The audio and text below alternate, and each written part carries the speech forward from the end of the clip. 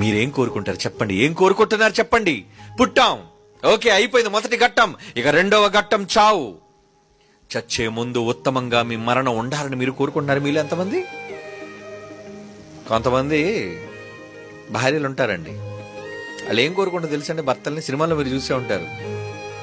ఏమండి, నిండు సుమంగళిగా ఇలా మీ కౌగిలిలో మీ చేతిలో అలా కన్నుమూయటం నాకిష్టం.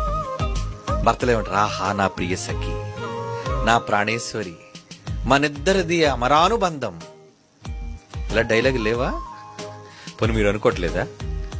నా భార్యకి ఎంత ప్రేమ అండి, నా చేతిలో చచ్చిపోవాలనుకుంటుందండి అంటే నా చావును చూడాలని కోరుకోవట్లేదు. ఇది ముందు పోతే బాగును, నేను బతుకుంటే చాలు, అది నా దాని చావు నేను చూడాలి కానీ నా చావు చూడకూడదు. అమర ప్రేమికులు అనుకుంటున్నారా?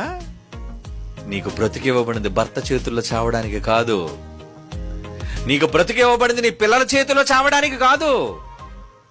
నీకు బ్రతికివ్వబడింది అన్యాయంగా రోడ్డు మీద చావడానికి కాదు. నీ బ్రతికివ్వబడింది రోడ్డు మీద తాగి దొర్లడానికి కాదు. దేనికిచ్చాడు తెలుసా? ఉత్తమమైనది దేవుడు చెప్పాడు, ఈ మానవ జాతికి చెప్పాడు. రే వినండిరా, నాకు నచ్చే ఉత్తమమైనది ఏంటో మీరు తెలుసుకోండిరా. ఈ చిన్నవి ఇదే కదా నేను అడుగుతున్నది. ఇది మీరు చెయ్యలేరు? మీలో నిజంగా ఎంతమంది ఏం కోరుకున్నారు చెప్పండి? ఈరోజు సమాజంలో ఎవరిని అడగండి, ఏటో నుండి చావు దగ్గర పడుతుంది, అమ్మాయికి ఇంకా పెళ్లి చేయలేకపోయాను, ఇదేనా నీ దుఃఖం? పిల్లలకి ఇంకా ఇప్పటివరకు ఒక ఇల్లు కొనలేకపోయానండి, ఆస్తి సమకూర్చలేకపోయానండి.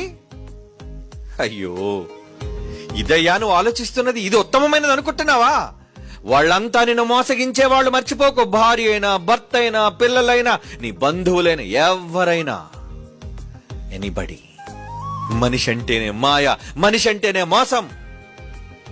ఒక్క దేవుడే నీకు న్యాయాన్ని జరిగించే న్యాయవంతుడు.